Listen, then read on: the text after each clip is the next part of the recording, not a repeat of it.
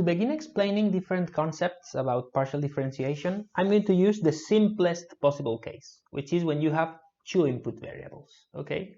So of course, one input variable you already know, that's normal differentiation, but when you have two of them, then you have a function f of xy, okay?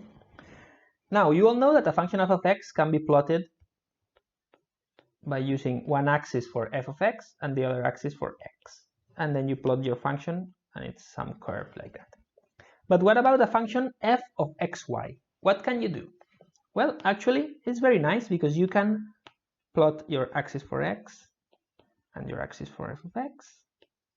But then you add a third axis, which is perpendicular to the other two, which is your axis for y. Okay? So now for every value of x and y, this is a value of xy, yeah, the two input variables, you get a certain value for the function f, which you put as the z, as the vertical component. So you end up at this point, okay? And in the same way that by joining all of the infinite points, you get a curve in the one-dimensional case, in this two-dimensional case, what you get is a surface which is changing throughout xy, okay? A bit tricky to draw these kind of surfaces, but you get some sort of surface. Okay, so we are going to deal with these functions f of xy because they are easy to draw and it's very easy to explain the main concepts using this surface. So for that, I have, as usual, an applet. So here in this applet, you can see that we have one of these surfaces for a function of x and y. This is a function that I defined earlier. So it's just exponential of whatever, yeah, but anyway, it's just a function, and I have an axis x on one direction and an axis y on the other direction, and then the height of this surface is the value of the function. And of course, here I have two sliders that I can use to move x. So if I move x to 0, I go back to the point here, and if I move y to 0, I'm moving down here. So this would be the origin, okay? xy equals 0, 0.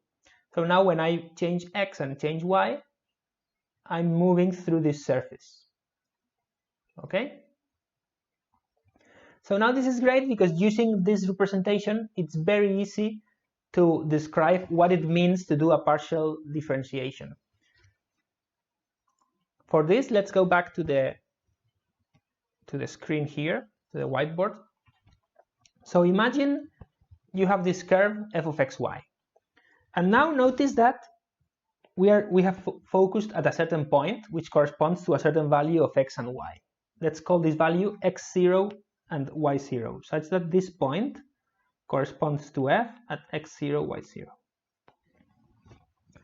Now you know that the partial derivative of f with respect to x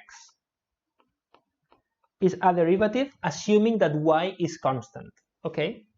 So if we keep y constant, this means that the value of y doesn't change, and therefore it's like talking about this function of x, which is written at a point of constant y, okay? So this is the function f of x at y0, okay?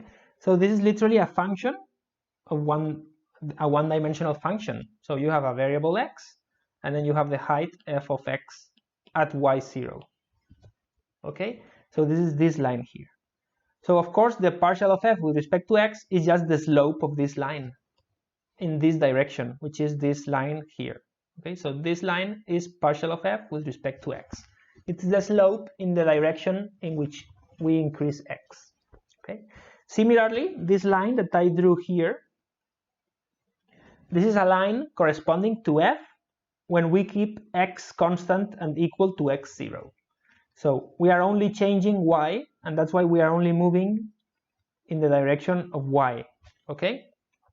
So f of x0y is really a one-dimensional function. It's a curve, it's this curve here, and we can calculate the derivative, and the derivative is the slope of that curve at that point. So this will be the partial of f with respect to y, because we are keeping x constant. Okay, so I hope this is clear. This line here is f xy0, this line here is f of x0y, and then this slope here is partial of f with respect to y, while this slope here is partial of f with respect to x. Okay? Excellent. Now, in this two-dimensional case, I'm going to write the actual definition of the partial differentiation. Okay? And it's very easy to understand in this 2D case.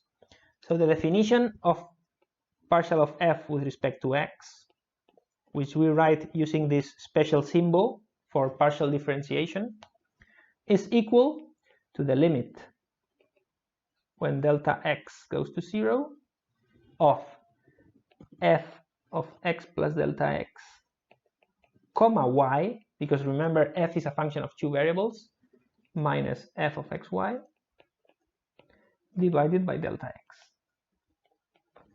So once again, the definition of partial derivative or partial differentiation is almost identical to the definition of the normal differentiation, but just adding this y here, which is kept constant. So this y is the same as this y.